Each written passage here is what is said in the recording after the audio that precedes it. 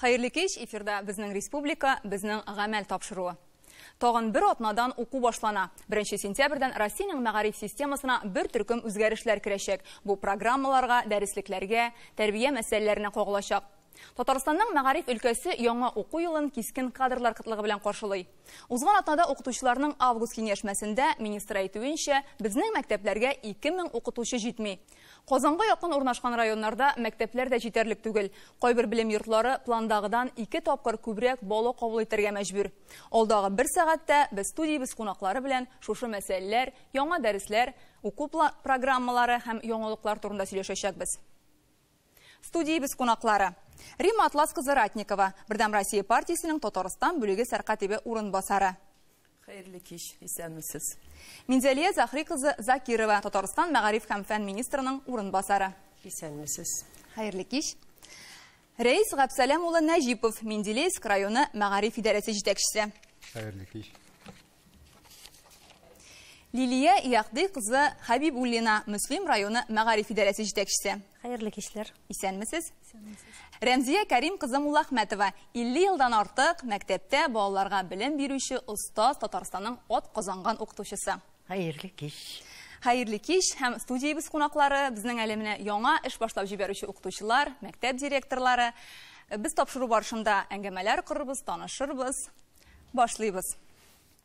Рима Атласовна, тапшыру барышында шуны сорыйсы килә. Менә ел сайын Россиянең мәгариф системасындагы уку стандартларына үзгәрешләр керә һәм бу тәкъдимнәрне еш кына Бердәм Россия партиясе башлап җибәрә һәм алар инициативасы белән, алар тәкъдиме белән башлана. Һәм менә бу елда уку программаларына, шулай ук яңа бердәм дәреслекләр булачак. Монардан нинди нәтиҗә көтәргә? Чынлап та яңалыклар шактый һәм аларның күбесе Бердәм Россия партиясе депутатлары тарафыннан кертелгән иде һәм закон статусы алды инде бүгенге көндә. Алар дискуссияларда, менә кайнар дискуссияларда чынаккан һәм көн тәртибенә, көннең таләпләренә җавап бирүче үзгәрешләр. Ну, иң әүвәл мин гуманитар фәннәргә аерым менә игътибар, аерым мөнәсәбәт кирәклеге турында әйтеп китер идем. Һәм андый үзгәрешләр булачак.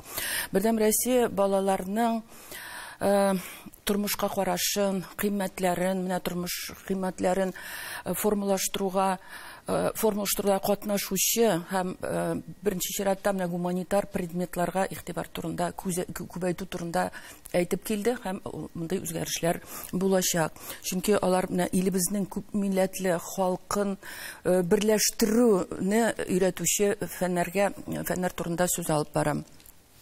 Инде билгеле барыбызга кайбер дәреслекләрнең шикле эчтәлегенә игътибар бирдек бит, инде күп бу турда сөйләшкән булды. Тарихи фактларны баштан аяктан башка әйләндереп күрсәтүләренә, әдәбият дәресләрендә укытуга патриотик әсәрләрнең булмавы турында һәм ниндидер икенче дәрәҗәдәге әсәрләрне укыту турында сүзләр булды. Менә монда да тәртипкә салу, менә безнең депутатлар башлап йөрделәр бу эшне һәм булачак. Хәзер дәреслектәр буенча барлык хукуклар хөкүмәттә. Элек бит инде безнең беләбез, кайбер дәреслекләр башка илләрнең белгечләре тарафыннан ясалган иде, яздырылган иде, под диктовку дибез инде. Андый дәреслекләр хәзер булмаячак, Алла бирсә шулай бит, алар булырга да тиеш түгел. Мәгарифнең бердәм алтын стандарты кертелә. Бу яңа төшенчә.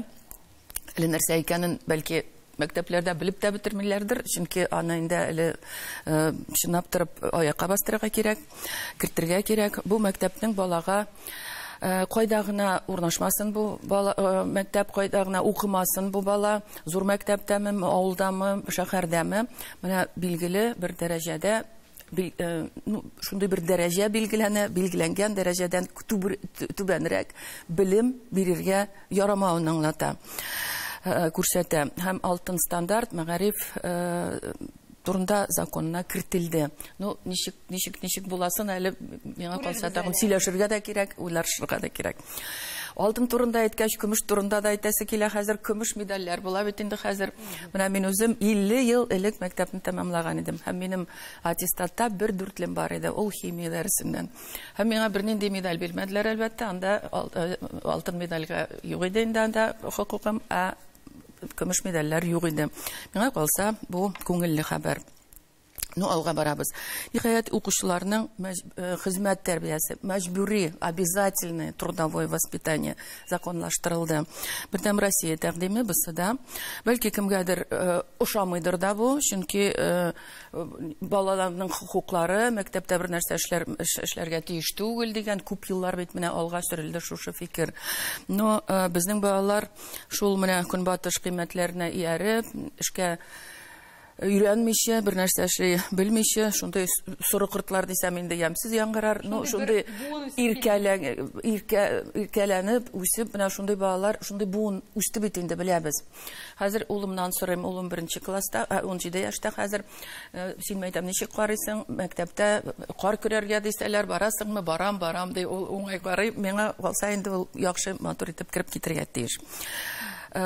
Без аны бик көттек, һәм бик күп еллар бу турыда депутатлар әйтте, кирәк бу, мөмкин түгел башкача дип. Хәзер 5нче сыйныфтан куркынычсызлык һәм ватанны яклау нигезләре дәресе керә башлый, һәм анда балалар тормыш эшчәнлеге, иминлеге нигезләрен генә түгел, ансы бар иде, һәм ул кала. Өстәмә тагын медицина белеме нигезләрендә һәм башлангыч хәрби әзерлек элементларында өйрәнәчәк. Бу да инде аңлыйбыз барыбызда, нәрсә белән бәйле, ни өчен бу безнең мәктәпкә килә бүгенге көндә. Әле тагын да сөйләп була, үзгәрешләр алар чынлап та бик күп, мин ассызыклап шуны үтеп китәсем килә. Тормыш үзе таләп иткән һәм тудырган үзгәрешләр алар. Әлбәттә, безгә барыбызга әле җиңсезганып, аларны тормышка ашырга туры киләчәк. Миңа калса, без моңа әзер. Шушы турыда сөйләшик бүген. Шулай. Менә Дәүләт Думасы үз карары белән закон чыгарып инде. Бу үзгәрешләрне безнең тормышыбызга кертте. Бу турыда, бу үзгәрешләр, яңалыклар турында укытучыларның август киңәшмәсендә Россиянең мәгърифәт министры Сергей Кравцов та әйтеп китте безгә һәм кыскача гына аның чыгышыннан үзек тәкъдим итәм. Сегодня мы с вами строим суверенную систему образования. В прошлом году федеральным законом были утверждены обновленные общеобразовательные программы, единые для всех школ. Они разработаны и утверждены по всем учебным предметам для всех уровней образования. Программы вводятся 1 сентября. Чтобы процесс перехода был плавным и понятным, проведены дополнительные семинары, совещания. Функционирует портал «Единое содержание общего образования». Одно окно доступа к материалам и онлайн-сервисам. Подчеркну, 23-24 учебный год переходный. Поэтому 11 классы могут продолжить обучение по учебным планам, соответствующим стандарту до вступления в силу изменений. Планомерно разрабатываются единые учебники по всем предметам. В соответствии с новым законом права на них принадлежат государству. До конца 2025 года будут подготовлены государственные учебники по всем предметам, что позволит обеспечить качество, единство образовательного пространства. Минем аңлавымча, үткән елларда әйтик ФГОС тарафыннан тәкъдим ителә иде берничә уку планы мәктәпләргә, шулар арасыннан сайлап алырга кирәк иде. Менә быелдан яңалыклар кертелгәч, ул федераль уку программалары керәчәкме? Һәрбер мәктәп өчен алар бердәй булачакмы? Уйлавымча, менә сезнең фикерегез дөрес. Ул бар аның мәҗбүри өлеше.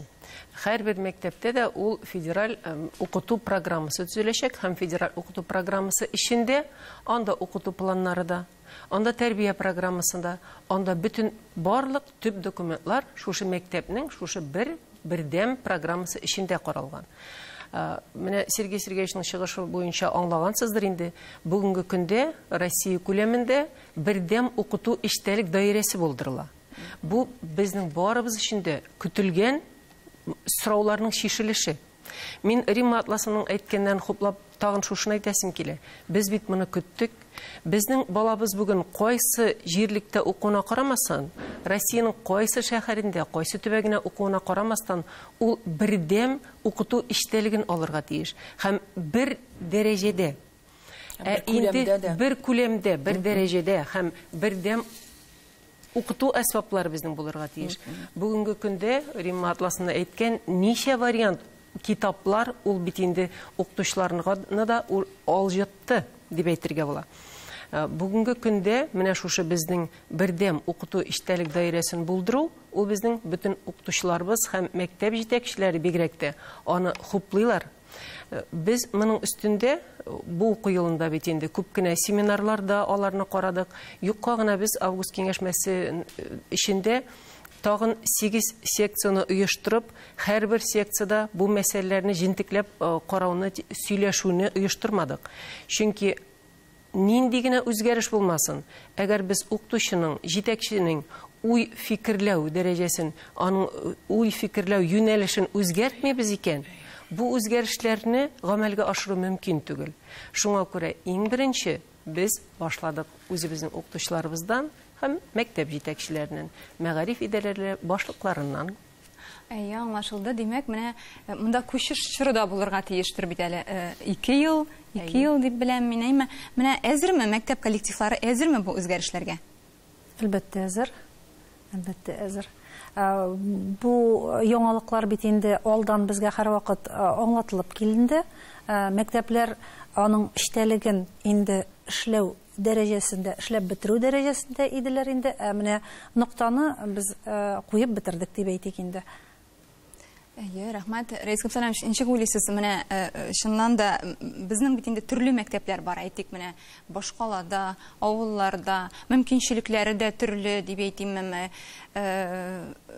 Уку планнары да төрле булгандыр аларның. Бөтенесен бер калыпка салу дөрес буламы?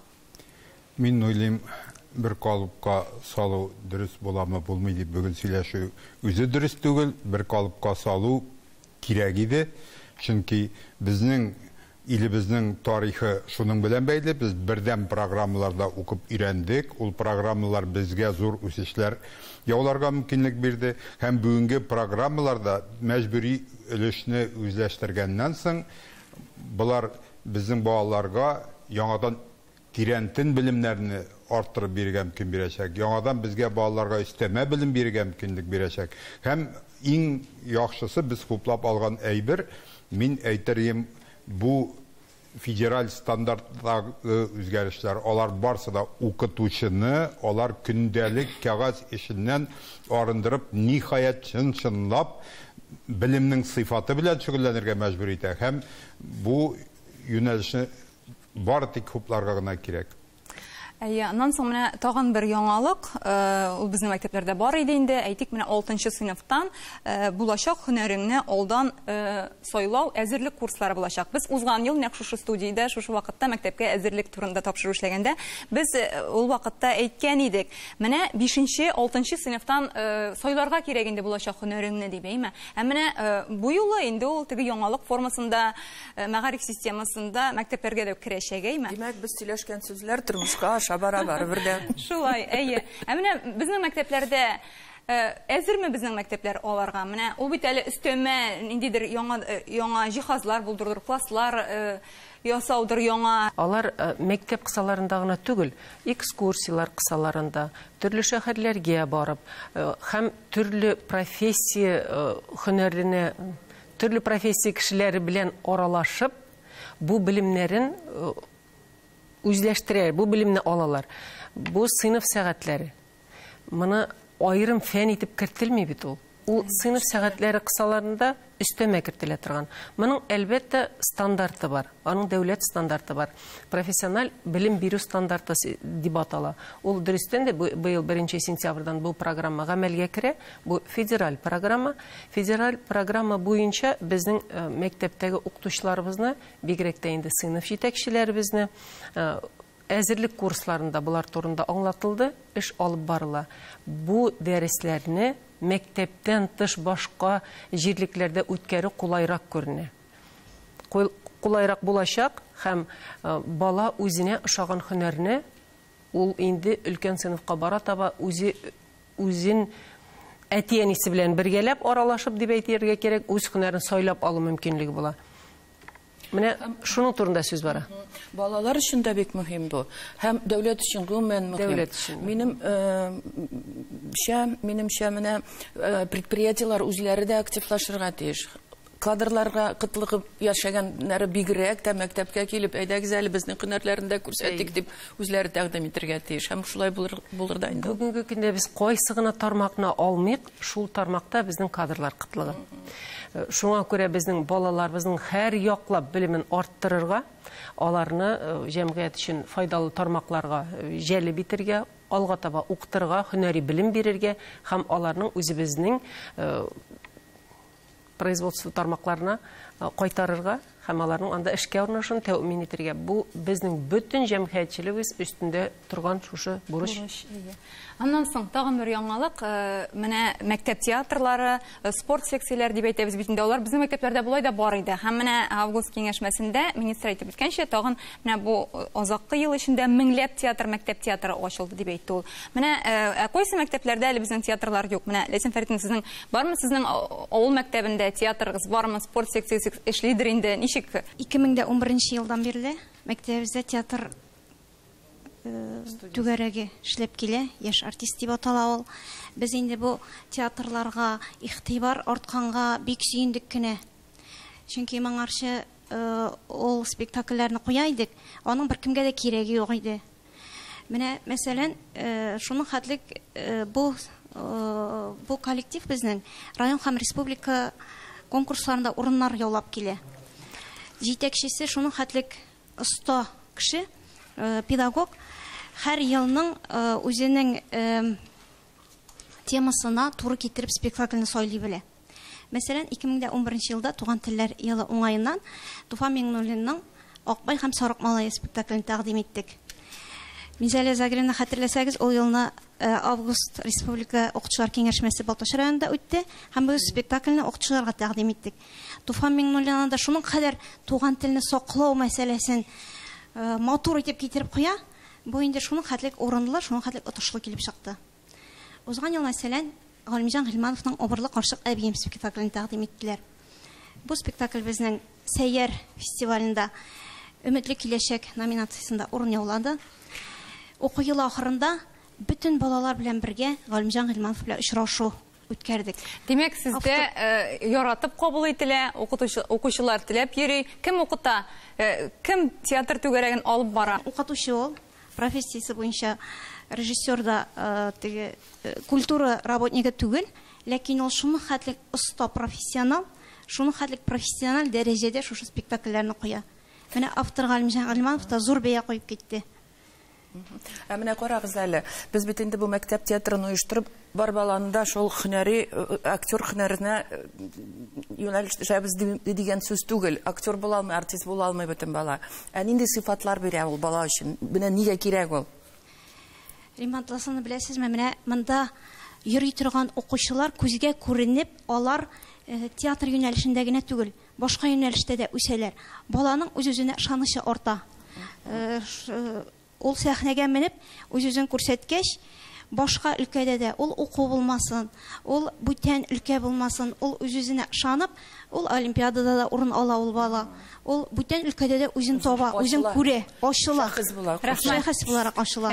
Шулай, рәхмәт. Һәм менә яңа уку елыннан мәктәпләрдә тәрбия эшләре буенча директор киңәшчесе дигән яңа вазифада кертеләчәк. Әйме? Тәрбия эшләре буенча директор урынбасарлары бар иде. Алар икесе дә бер дәрәҗәме, әллә икесе ике кешеме, яңалыгы нәрсәдә? Яңалыгы нәрсәдә? Тәрбия эшләре буенча директор урынбасары ул үз вазифасын үзе башкарачак.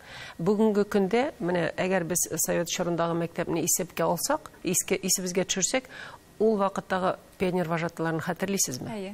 Менә бу безнең тәрбия эше буенча киңәшчеләр, менә бүгенге көндә гади генә аңлатканда, менә шушы пионер вожаты кебек, алар bütün балаларның үз идарә хәрәкәтен, балалар өчен булган bütün юнәлештәге Уйыштыру Оешмалар мәсьәләләрен. ничек балалар оешмалары? Балалар оешмалары әти-әниләр белән бөтенесен бергә уртаклашып, менә аларны бергә тоташтыручы бер кеше ул. Ул күбесенчә балалар белән эшләячәк кеше. Ул директорның киңәшчесе дип шуңа күрә атыйбыз без аны. Алар берсен-берсе директор урынбасары белән берсен-берсе алыштырмый. Бүгенге көндә 734 мәктәптә менә бу тәрбиячләр буенча киңәшче вазифасы кертеләчәк. Һәм тагын шуңа өстәп 87 профессиональ белем бирү учреждениесендә шушлаяк шушы вазифаларны башкаручы кеше булачак. Бу безгә әлбәттә кирәк иде. Балалар белән эшләүче тагын бер кеше бар. Аларны тыңлаучы, ишетүче. Менә бүгенге көндә без әйтәбез театр педагогикасы. Бүгенге көндә без әйтәбез балалар хәрәкәте, беренчеләр хәрәкәте. Буларның бөтенесендә берләштереп, менә шушы безнең киңәшче һәрбер балага якын килеп, кайсын кая юнәлтә алачак. Миңа бигрәк тә ошады менә театр педагогикасын кулланушы һәм театрларны алга табада һәрбер мәктәптә булуы әлбәттә мәҗбүри кебек. Әгәр уйласагыз, бар микән ул бүгенге көндә безнең республикабызда бигрәк тә театры булмаган мәктәп. Бездә бит инде 10 еллар бу театр студиялары өчен бәйгеләр оештырылып тора. Менә бу Сәйяр бәйгесе безнең бигрәк тә Шулай, аңлашылды, рәхмәт. Азалина Азатовна, сез әле яңа, менә мәктәптә яңа эшли башлаячак яшь укытучы. Менә сез директор тәрбия эшләре буенча директор киңәшчесе булачаксыз бит әйме. Бу дәрәҗәне, бу вазифаны ничек алып барачаксыз, планыгыз бармы? Исәнмесез, тагын бер кат барыгызга да әлбәттә бу бик җитди эш, бу бик миңа аны башта директорым Рахима Минвалиевна 20-нче гимназия, Абдулла Али исемендәге 20-нче гимназия директоры. Ул инде миңа аны беренче чиратта әйткәндә, миңа ничектер дулкынландыргыч иде. Коллектив эчендә менә безнең бит инде сыйныф җитәкчеләр, аларга да без ничектер булышырга тиешбез. Әлбәттә без инде эшне хәзер августтан бирле, июньнән бирле башладык, дөресен әйткәндә. Уку процессы ул инде яздан бирле башланып китте. Без әлбәттә бу бурычка тотынганчы без укырга тиеш. Булай гына без аны ничектер нәрсә эшләргә икән без белмибез. Һәм инде анда да бик күп булыштылар беренче чиратта ничек, нәрсә икәнен. Аннары инде хәзер башладык без ул эшне дип әйтсәм була. Шул 1 сентябрьдән алып без инде шушы эшкә тотынабыз дип әйтәм. Ярар, уңышлар сезгә. Рәхмәт. Менә укытучыларның август киңәшмәсендә Татарстанның мәгариф һәм фән министры республика мәгариф өлкәсе өчен шактый катлаулы булган берничә мәсьәләне атады. Һәм аның берсе, һәм иң төп проблемаларның берсе дип әйтер идем мин, республикада кадрлар кытлыгы. Безгә 2000 укытучы җитми. Иң мөһиме шуны әйтер идем, бу төп фәннәрдән: рус теле, математика, физика һәм башлангыч сыйныф укытучылары. Һәм бу хәлнең булуы ата-аналар өчен дә шактый борчулы мәсьәлә миңа калса, һәм бу һәр мәктәп директорының баш авыртуы дип әйтим, каян укытучы табарга, аңа коллективны тупларга кирәк. Сездә Мөслим районында ничек Лилия Ягдина? Бу мәсьәлә. Әлбәттә, кадрлар җитмәү мәсьәләсе безнең районга да хас. Әлегә инде без бу мәсьәләне башка фәнияләрен кабаттан әзерләү һәм өлкән яшьтәге мөгаллимнәр хисабына чыгарга тырышабыз. Һәм инде бу урында менә федераль проект авыл укытучысы земский учитель программасы нигезендә былтыр безнең районга бер укытучы кайтты. Һәм инде без менә быел тагы Оренбург өлкәсеннән рус теле укытучысын эшкә көтәбез. Шулай ук менә үзебезнең республикабызның бик зур ярдәмен тоеп яшибез. Стипендиаль поддержка дип әйтик инде без аны. Бу программа нигезендә безнең Мөслим районыннан 15 студент белем ала һәм 2023 елда тагы 2 укучыбыз шушы проектка кушылырга теләк белдерде. Шулай ук инде җирлегебездә һәм бөтен республикабызда психологик, педагогик сыйныфлар ачтык бит инде. Бу бит инде әлбәттә укытучы һөнәрен аңлы рәвештә сайлап алу һәм аңа киләчәктә шушы укытучы булырга хыялланган балаларны берләштерә бит инде бу сыйныф. Аңлашылды. Ә менә ни өчен укытучылар җитмәй? Мөслимдә балалар артамы? Менә нидә сәбәбе? Мин балалар артуын, менә мәсәлән безнең районда ул кадәр балалар арта дип әйтәлмим, ләкин менә урта укытучыларның уртача яше 45 яшь. Укытучылар ылгая, ни өчендер аларны алыштырырга яшь укытучылар юк. Мәсәлән безнең районга бер генә яшь белгеч килә быел, районга бердән-бер яшь белгеч, чагыштырыр өчен, мәсәлән, алар былтыр 5 яшь белгеч килгән иде. Біз 15 укытучыны лаеклы ялгаз атабыз. Ничек җәлеп итәсез аларны? Бармы берәр ысулы, әйтик, менә торак тәкъдим итепме, яисә әйтик, менә Биектау районында быел район башлыгы яңа килгән яшь укытучыларга 100 000 сум күләмендә бер тапкыр түләнә торган акчалата ярдәм бирә. Менә нинди ярдәм бар сезнең районда? Безнең район башлыгы Альберт Робертович Хужин менә торак булдыру өстендә эшли. 8 фатирлы торак безнең районда инде җиткерелде. Без инде әлбәттә торак белән ярдәм итә алырбыз үзебезнең яшь белгечләргә дип уйлыйбыз. Без әйтәбез, инде программабыз аша яшь белгечләргә, менә Мөслимгә эшкә кайтыгыз, фатир булачак дип ышандыралар. Рәис Габсәләмович, без беләбез инде менә Менделеевск районында быел менә Мирас татар гимназиясе дә ачылачак, анда сезнең үз яңалыкларыгыз да бар һәм Кама буенда укытучыларга яңа төзеләчәк йортлар да тәкъдим итәсез әле. Шул турыда да әйтсәгез иде. Аллага шөкер, безнең андый ниятләр бар. Бу ниятләр инде тормышка ашырылу юлында. Безнең Кама яр буенда бик матур, бер катлы үзләренең җире булган шундай йортлар салабыз. Ул безнең укытучыларга да булачак әлбәттә. Аннан соң арендага бирелә торган йортларды салабыз, фатирларны салабыз. Алар шулай ук 5 елдан соң, 5 ел эшләгәннән соң алар шәхси милеккә күчереләчәк, ягъни укытучыларның үзләренең милкенә әвереләчәк. Бусы бер әйбер инде. Икенче яктан бу әйберләр алар үзеннән үзе генә бармый. Менделеевскта бүген бик нык үзгәрешләр бара. Мәгариф системасына карата бүген район башлыгының бик күп проектлар тормышка ашырыла. Аларның барсы да Аммони җитәкчелеге тарафыннан яклау таба, укытучыларга өстәмә түләүләр дә ясалына. Әйтик, менә химия технология лицейн ачып җибәрәбез быел, Алла буйрса. Менә дигән зур шәһәрләрдә кызыгырлык иттереп үткәрелгән затлы, зауклы ремонтлар белән, төзекләндерүләр белән анда укыган укытучыларга Аммони ай сайын 3 000 күләмендә акча мәктәпкә биреп барачак. Шулай ук быел тагын бер безнең яңалык була, яшьләр белән эшләү иҗат үзәге, компетенцияләр үзәге дип атыйбыз аны. Ул үзәктә эшләгәннәргә шулай 100 000 өстәмә түләү Аммони безнең җәмгыяте бирәчәк. Бу яшь укытучыларга, яшь укытучыларга да һәм башкаларына да гомумән укытучыларны яклау йөзеннән. Аннан соң инде шулай ук өстәмә түләү каралыла. Быел без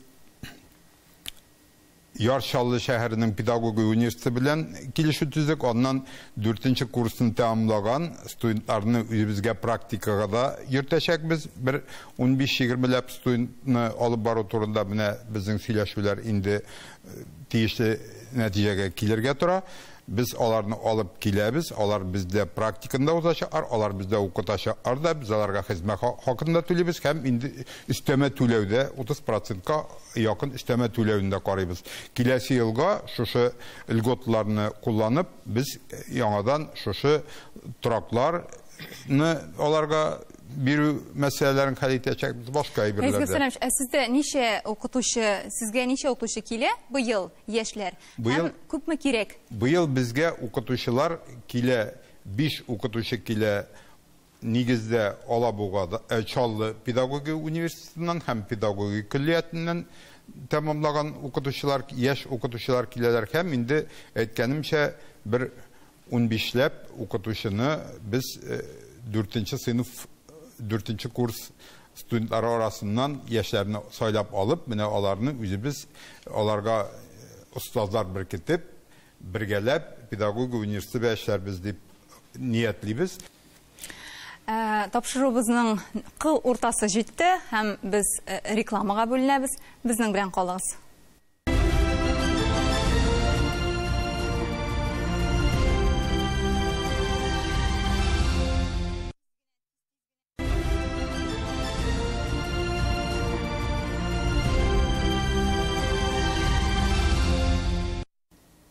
Хәерле кич, эфирда безнең республика, безнең гамәл тапшыруы.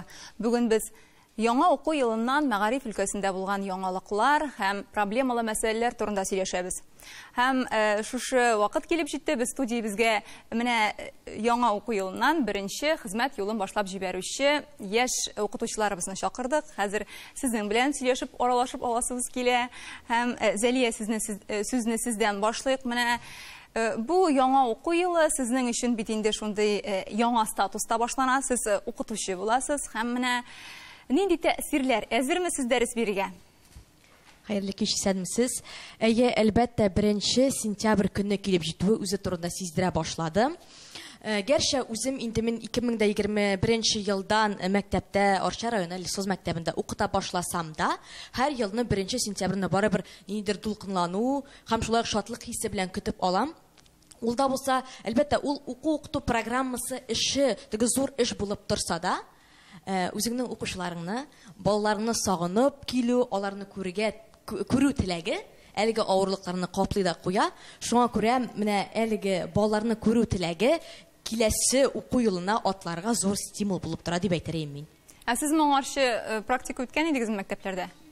Әйе, әлбәттә, без теге практикада үтәдек шул вакытта. Мин 4-нче курста булган вакытта үземнең мәктәбемдә теге бер көнгә генә дәресләрне җыеп, музыка фәне укытайм. Музыка фәне инде ул теге авыл мәктәбендә күп сәгатьләр кирәк түгел. Шуңа күрә бер көнгә туплап, үземнең уку вакытында укудан тыш буш көннәремдә кайтып укытып китә идем. Сез бит әле авыл мәктәбенә укытырга кайтачаксыз. Шул турыда да әйтеп китегез. Әйе, без менә 2018 елда Казан федераль университетына кергән вакытта безнең рәисебез Рөстәм Нургалиевич тарафыннан билингваль, ягъни 2 телдә укыта алучы укытучылар өчен юнәлеш ачылып китте. Без шунда кергән вакытта инде безгә төп таләп иде, ул да булса Татарстан мәктәпләренә кайтып, без алдан ук килешү төзеп 5 ел укытырга тиешле укытучылар. Шуңа күрә инде без әлбәттә, үзебез укып бетергәннән соң, безнең инде барыр юлыбыз бар иде, теге эш урыны да бар иде. Шуңа күрә менә мин үзем укып чыккан, үземә бик кадерле булган Арча районы Лесхоз мәктәбенә кайттым. Ул беләсезме, ул теге үземнең мәктәбем булгач, анда минем үземнең укытучыларым бит инде. Аларны башта укытучылар итеп кабул итү, хәзер инде үземнең коллегаларым итеп кабул итү, бу минем өчен бик зур горурлык дип әйтәрем. Алар белән шунда бик рәхәт. Уңышлар сезгә. Алсырадикына сез әйтсәгез иде, менә эшкә яңа тотынасыз, ничек, нәрсә сезне борчулы мәсьәләләр бармы? Рәхмәт сорауыгыз өчен, хәерле көн. Мин үзем 80-нче мәктәптә укытам. Безнең менә хәзерге вакытта ремонт бара. Без инде программалар язу белән мәшгуль. Булай борчулар юк. Бераз дулкынланам. Чөнки бу елны миңа бүтән төрле классларны, олы классларны бирәчәкләр. Шулай ук инде ОГ, ЕГЭга әзерләнү буенча шуның өчен дә дулкынланам. Ләкин мин әзер балаларны укытырга, чөнки укытучының иң беренче сыйфаты балаларны яратудыр. Шуңа күрә әзер дип уйлыйм. Әйе, менә бергә укыган иптәшләрегез арасыннан күпмесе укытучы булып эшкә урнашты, күпмесе икенче төрле һөнәр сайлады. Без инде Зәлия әйткәнчә целевой буенча укыйбыз. Шуңа күрә безнең барыбыз да эшкә урнашты. Менә 27 кеше идек без, 27 дә эшкә урнашты. Төрле районларга, төрле мәктәпләргә. Тиешле җиргә барып урнашмасаң, акчасын кайтарасы. Әйе, ансы шулай. Укыган өчен. Әйе. Коллективтан ничек кабул иттеләр сезне, Азалина Азатовна? Минем өчен мин бала чактан ук татар рухында үскән бала. Миңа инде менә шундый җылы иде, менә шул гимназия шундый хәзерге яңа мәктәпләр кебек түгел ул. Теге анда элеккегечә шундый матур, шундый менә гимназия, татар мөхите тудырылган мәктәп. Без инде менә безнең бөтен яктан да балаларга менә шундый игътибар итеп, алар инде менә шунысы мөһим дип әйтәсем килә. Менә син әле генә мәктәпкә урнашканда, синең өчен мөһим беренче чиратта ул балалар, аларның кабул итүләре. Бер ниндидер дулкынландыргыч, куркыныч шикелле. Икенче чиратта? Икенче чиратта ул коллектив әлбәттә. Менә коллектив, шуны әйтәс килә, миңа өлкән укытучыларның шулай теләктәшлек белдерүе.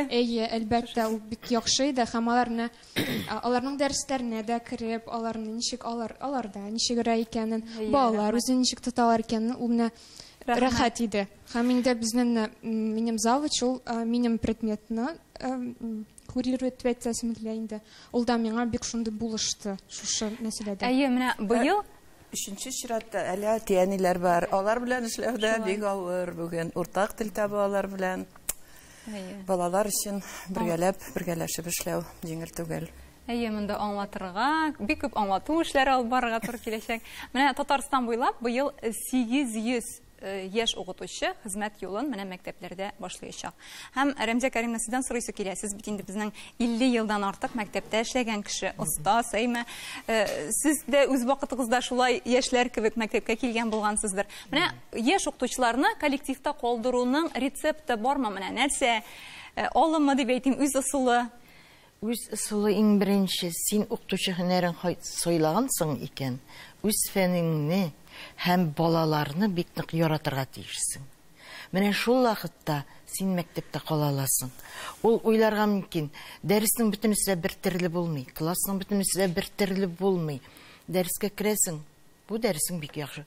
Икенче дәресеңә керәсең, бик начар. Менә шул вакытта, нәрсәгә сайладым мин дип тә уйлап куярга мөмкинсең. Әмма ләкин син инде бу һөнәрне сайлагансың икән, син үзең матур иттереп, дөрес итеп, балаларны яратып, бигрәк тә үз фәнеңне яратып укыта белергә кирәк. Әтияниләр белән дә эшләргә мөмкин, аның өчен төрле алымнар кулланып була. Рәхмәт. Татарстанда мәгариф өлкәсе һәр даим җитәкчеләрнең игътибар үзәгендә. Менә бездә иң заманча яңа мәктәпләр, балалар бакчалары төзелә. Өстәмә белем бирү үзәкләре салына.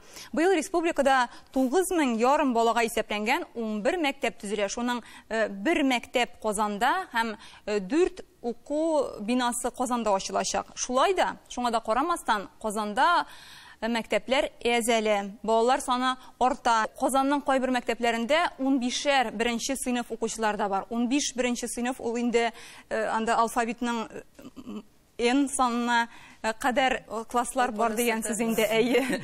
Шуңа күрә без менә 184-нче мәктәптә булдык һәм директор белән аралаштык һәм сезгә аның әңгәмәсеннән өзек тәкъдим итәм. Бу проблема ничек хәл ителә? Балалар 2 сменада укырга мәҗбүр була, чөнки беренче сыйныф балаларын утыртырга кирәк. Аннары класслар тулы. Ата-аналарга рәхмәт. Алар күреп торалар, бала саны күп икәнлеген. Алар аны кабул итәләр, чөнки бөтен балалар кабул укырга тиеш. Без аны аңлатабыз. Без нормативтан артыграк утыртабыз классларга балаларны.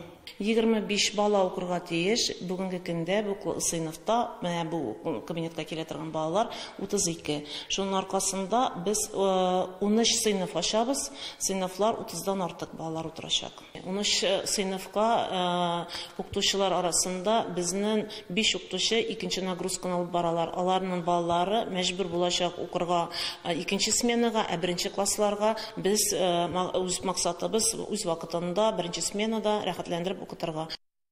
Менә 184-нче мәктәптәге быел әйткәнемчә монда 13 беренче сыйныф кабул итәчәкләр, 400 бала һәм 5 укытучы җитми һәм алар 2шәр нагрузка алып барырга тиеш булалар. Беренче сменада да, икенче сменада да эшләргә тиеш булалар инде. Һәм без республикада әйтеп киттек, республика буенча балалар саны 486 меңнән 511 меңгә арткан. Чөнки менә безнең балалар саны күп хәзер. Һәм шуңа күрә дә укытучылар җитми дип әйтәсем килә. Республика мәктәпләрендә 306 математика укытучысы җитми бүген. Һәм шул ук вакытта вузларда білім алып, диплом алып шығушылар 147. Менә бу шартларда нишләргә? Монда әйтик вузларда педагогик вуз мәсьәләсе дә килеп баса. Бу очракта нишләргә? Безнең бүгенге республикабызда мәктәпләргә килгән яшь укытучыларга аларның хезмәт хакына өстәмә түләү каралган. 2000 сум ул һәр айны түләнеп барыла. Бу аз булса да, бу шушлай ук укытучылар өчен уңай яхшы күренеш. Һәм безнең үзебезнең яшь укытучы бәйгесе, гранты. Менә бу укытучы һәм остаз елына безгә бүләк буларак дип әйтергә кирәк. Үзебезнең республикабыз җитәкчелегенең бу мәсьәләне хуплау нәтиҗәсендә бу грант яңартылды. 3 ел дәврендә безнең яшь укытучыларыбыз бу грантны ала. Грантның күләме ай сайын 10 000 сум. Бу грантка юллама кемнәр юллама бирә ала. Аның эш стажы 3 елга кадәр булган. 1 елдан алып 3 елга кадәр эш стажы булган. Бер көн генә булса да эш стажы, монда яшь укытучы бу грантта катнаша. Һәм аның кызларга сезгә мөрәҗәгать итеп әйтәм. Һәм аның яше 35 яшьтән дә артык булмаган. Менә шушы укытучыларыбыз безнең яшь укытучы грантында катнашалар. Бүгенге көндә без 1 сентябрьгә кадәр юлламалар кабул итәбез. Һәм бу грант 3 ел дәврендә бу безнең яшь укытучыбыз шушы грантны ала. 3 ел дәврендә. Конкурс. Конкурс бәйге. Бу бәйге 200 күләме. Грантның күләме елына 90 000, 9 ай укытыла. Ничә кеше ала? 200 укытучыга. Республикада һәр ел сайын 200 укытучыга шушы грант биреләчәк. Бу әлбәттә без үзебезнең республикабызның җитәкчелегенә Рөстәм Нургалиевка бик зур рәхмәтләребезне җиткезәсебез килә. Безнең нинди без проектка алынмыйк, шуны бүген хуплау табабыз без. Укытучы һәм остаз елына багышланган безнең тагын 3 бик зур проектыбыз бар. Укытучыларга багышлап һәйкәл кую, укытучылар скверын ачу һәм укытучыларыбызның безнең мәгариф системасының музеен булдыру. Бу бит инде тарихка кирип калырлык зур эшләр. Менә шушы эшләрдә һәр барчабызга эшләребез уң булсын, ул үзебезнең мәгариф системасын үстерүгә этәргеч булса иде. Рәхмәт. Менә яңалыклар дибез. Быел нинди яңалыклар белән каршы аласыз? Менә Мөслим районында нинди яңалыклар булачак?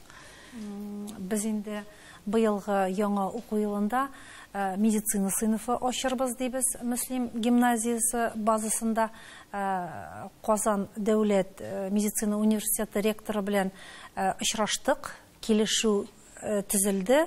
Һәм аңа инде кул кую өстендә генә эшебез калды. Ничек булачак ул медицина базасы? Иң беренче әйтим әле, моңа безне нәрсә этәрде соң диеп. Безнең инде 2 ел рәттән химия һәм биология фәннәрен бердәм дәүләт имтиханнарын 200 балга тапшыручы укучыларыбыз бар. Шуңа инде һәм медицина өлкәсенә укырга теләүче укучыларыбыз күп. Менә иң беренче чиратта бу инде профессияга юнәлеш бит инде. Менә шушы алымнардан чыгып без инде шушы ниятебезне башкарып чыгарга. Ничә укучыгыз бар иде? Медицина университетына. Юк, 200 балга тәмам тапшырган, БДИны 200 балга тапшырган. Былтыр берәү, быел берәү. Субханалла. Әйе. Молодцы, уңышлар сезгә. Менделеевск районында нинди яңалыклар? Яңалыклар барсы да күтәренке, барсы да әйбәт, заманага туры килә торган. Беренчесе әйткәнчә безнең химия технология лицее, икенчесе без яңадан республика җитәкчелеге һәм аммоний заводының җитәкчелеге белән Алла буйса 1 миллиард 200 миллион сумга химия технология колледжы төзи башлыйбыз. Аллага шөкер, ниһаят Менделеевта 52% татар яшәгән. Шул ук вакытта 13% татар баласы гына туган телендә укыган районда, шәһәрдә Мирас татар гимназиясе рәисебез безнең Рөстәм Нургалиевич, аннан соң Марат Готовичның ярдәм белән менә шундый гимназияны ачып җибәрдек. Ул гимназиябез Алла буйса Тукайлы булыр дип уйлыйбыз. Ул гимназиябез иманлы булыр дип уйлыйбыз. Ул гимназиябез әлбәттә татарлы булырга тиеш һәм татар телле булырга тиеш. Менә шундый 4 шартыбыз бар безнең. Бу юнәлештә эшлибез һәм иҗат балалар иҗат йорты, компетенцияләр йорты, аннан соң укытучыларыбызга караган 4ләп карар кабул иттек. Өстәмә түләүләр, олимпиада катнашучыларга өстәмә түләүләр, Казан дәүләт федераль университетының безнең профессорлар мәктәбен ачабыз. Химик технология буенча яңалыклар безнең санасак безнең вакытта җитмәскә мөмкин. Гимназиягә беренче сыйныфка ничә бала кабул итәсез? Беренче сыйныфка 15 бала кабул итәбез. Биредә әлбәттә татар телен белгән балаларны гына кабул итү мөмкин түгел. Әтисе, әнисе татар булган, әмма ләкин татар телен белмәгән балаларны да кабул итәбез. Әтисе яки әнисе татар булып, әтисе яки әнисе рус милләтеннән булган катнаш гаиләләрдән балаларны да кабул итәбез. Удмуртлар да бар инде мәктәптә. Удмуртларны шулай ук удмурт марилар өчен беренче, 4нче сыйныфларда рус теле белән математикадан барлык фәннәрне дә үз телләрендә өйрәтү турындагы бурычны куябыз. Безнең Күкмарада булган киңәшмәдә шул турыда бик яхшы сөйләшү булды, шул юнәлештә эшлибез. Хәерле сәгатьтә. Рәмзия Кәримовна, сез дә үз вакытыгызда 90нчы елларда безнең республикада бик күп татар гимназияләре ачылган чорда, Яшелүзән районында гимназия ачылышында теге башында торган кеше ушул турыда сөйләгез әле, ул вакытта ничек булды? Һәм менә киңәшләр Менә киңәшләрендә әйтермен. 1994 елда без рус мәктәбендә татар класслары ачтык. Һәм шуны уку елының яртысында шул класслар укыттык. Аннан соң 94-95 уку елы бит инде 95 елда 1нче класстан алып 10нчы класска кадәр параллель класслар булып тупланылды. Ул балаларны гимназияга чакырып, аларны укытырга укытучылар да тупланды. Рус мәктәбе бездән аерылып чыгып китте. Аларга яңа мәктәп салдылар, без шул иске мәктәптә бик матур итеп укып калдык. Ул вакытта балалар белән һәм әти-әниләр белән дә шул матур итеп эшләдек. Балаларны шунда итеп җәлеп итә идек. Аларны җырлаттык та, биеттек дә, телевидениедә чакырдык, театрларда куйдык. Әле бу 94нче елда шул вакытта 285 бала җыйналды шушы гимназияга. Әти-әниләр дә безгә шул хәтле риза, бәхил булдылар. Менә һәм гимназия бүген дә уңышлы гына эшләп килә. Бик тә матур итеп эшли. Аның хәзерге көндәге директорына аерым әйтәсем килә минем, Саттарова Галина Ристәм кызы. Шул хәтле матур итеп эшлиләр балалар. Менә 3нче класска 1нче класска 60 бала килгән, 3 класс. Шундый матур итеп эшлиләр. Һәм гимназияга кергәчтен анда менә чәчәкләр дөньясына килеп кергән кебек. Рәхмәт. Бу көннәрдә мәрхәмәт Хатын-кыз депутатлар берлеге менә шушы мәктәпкә җыену буенча, яңа уку елына әзерлек буенча Татарстан халкыннан мөрәҗәгатьләр кабул иткән иде, кайнар линия оештырылган иде. Менә нинди мәсьәләләр күтәрелде? Бу туры элемтә уздыру безнең ул практика инде шундый. Бер бик яхшы шундый популяр форма, халыкта ярата, үзебез дә яратабыз. Һәм сораулар чынлап та бик күп булды. 5 сәгать дәврендә 50дән артык сорау алдык. Нинди сораулар? Балалар бакчасына ничек эләгергә, ничек кирергә? Бу балалар бакчасы темасы ае. Бер районнарда бигрәк тә бундый сорауларны бирәләр. Үзең теләгән, үзең инде ата-анасы теләгән мәктәпкә 1нче класска ничек барып кирип була, эләгеп була, ничек? Бу проблема да бар. Берничә кеше бу сорауны бирде. Аннары бер кызык кына бер сорау булды. Бер әни 10нчы класста укучы баласын 2нче елга калдыралар дип нишләргә мөмкинме? Ул алай булырга тиешме? Нишли алабыз дигән сорау бирде. Анда департаменттан бар иде инде безнең контроль, аларга җавап кайтардылар. Переэкзаменовка булырга тиеш. Миңа калса. Ничек инде менә шундый кадрлар кытлыгы, эшләргә кеше юк. Ир баланы 2 тапкыр 10нчы класста укытырга минем башыма сыймый. Кайсы районда? Баланың гаебе генә түгел, бәлки укытучының да гаебедер инде.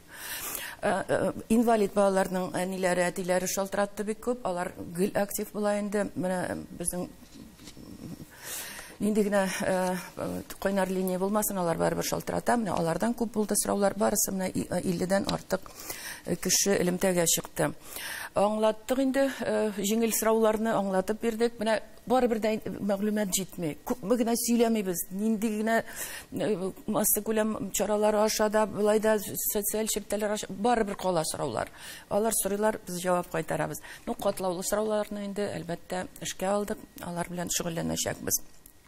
Бу кайнар линия безнең өчен аерым кешегә ярдәм итү арасында һәм безнең өчен мониторингта. Менә нинди проблемалар бүген бар. Менә мин әйткән проблемалар аларның барлыгын күрсәтә. Шунсы шатландырды. Бер генә сорау да булмады, безнең мәктәп әзер түгел уку елына дип. Ну, бер сорау булды, әлбәттә. Без сез белән сөйләшкәндек Файруза турында. Әлбәттә, безнең менә башлангыч мәктәбебез ремонт кирәк, эшләмәделәр әле дип. Ну, сорауны бирделәр генә, шундук шалтыраталар, гафу итегез, борчыдык, үзебез хәл итә алабыз дип. Ну, хәл итерләр әле менә бер атна 10 көн вакыт бар монда. Менә димәк, ситуация бу мәктәпләр белән, ремонт белән, менә сез әйттегез инде, күпме җитмәсә дә, барыбер яңа төзелгән мәктәпләр җитмәсә дә, ремонтлар да бар җирдә дә инде тиешле дәрәҗәдә эшләнеп бетмәсә дә, барыбер ситуация уңай якка үзгәрде. Һәм безнең бу Бердәм Россия программасында, халык программасында да бар, ил күләм проектында да бар бу мәсьәләләр, алар хәл ителәчәк. Туган проблемалар бар, без аларны бергә, халык белән бергә киңәшләшеп, рәисебез Рөстәм Нургали улы җитәкчелегендә әлбәттә җиңеп чыгарбыз, тормышка ашырыбыз. Рәхмәт, менә бер генә минут вакытыбыз бар, шул вакыт эчендә сорыйсым килә, менә бу яңа уку елы башлану чоры, ул беләсезме, ул борчулы да, җаваплы да чор. Менә әти-әниләргә, гомумән телевизор караучыларга нинди киңәшләрегез бар? Зәлия Зәхриевна, сез әйтсәгез иде.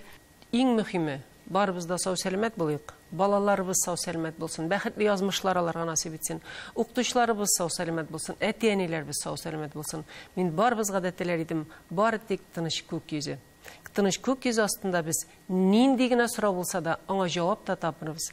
Һәм үзебезнең файдалы гамәлләребезне кылып, алга таба яңа уку елына атласак иде.